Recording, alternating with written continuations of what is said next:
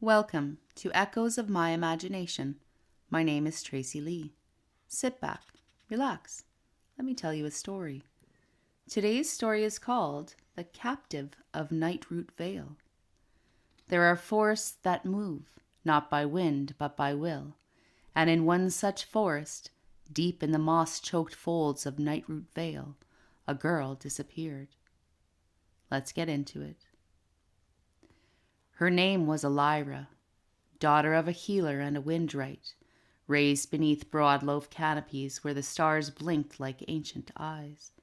She was not magical, she was not marked, but she was heard by something that had waited centuries to feel again. It took her beneath a blood moon, wrapped in ivy tendrils slick with dew, and vanished into the earth. Elira awoke in a clearing that glowed, not with sunlight, but with pulse.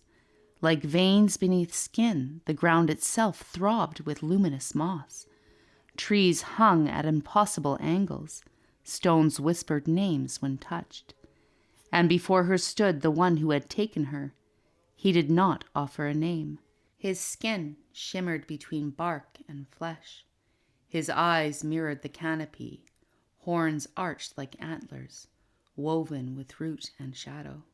He said only, "You sang once. You don't remember, but I do."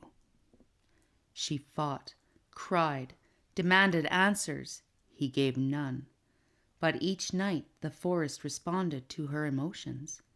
Rain when she wept, blossoms when she laughed, and when she raged, a wind that tore bark from trees.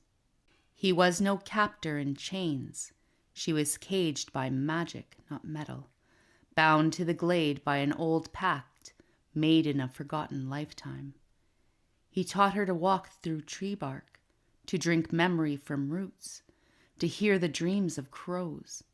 She learned to defend herself, not with blades, but with story, tone, and intention. And slowly she learned his name. Winston. He had once been human long ago, before the forest offered him an unpayable bargain, immortality in exchange for isolation. Until her voice, carried on the wind he had bound, awakened his sorrow. He had taken her not for power, but because her song had healed a crack in the root web. They grew close, not quickly, not simply, but real. She saw his pain, the years carved into his skin like rings in an ancient tree. He saw her defiance soften into choice. They loved once, in the hollow of silence, a grove where worlds could not pass but hearts could burn. She'd asked to stay. He'd begged her to go, but it was too late. The forest had rules. No mortal may remain without paying its price. To break the bond, one had to sever the thread in the vale's heartroot, a root that remembered every promise ever made. She offered her song. He offered his eternity. The forest wept. Light bled from the trees. Old spirits howled. And then silence. They woke far from the vale, human again, mortal. They built a cabin between two worlds, never far from the forest, never quite in it. They grew old. They grew content. They told no one. But sometimes, beneath a red moon, their grandchildren swear they hear the trees singing. Two voices intertwined like vines in bloom.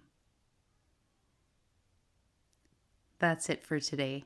Thank you for joining me for Echoes of My Imagination. My name is Tracy Lee. Don't forget to like, subscribe, follow, and share, and I'll catch you next time.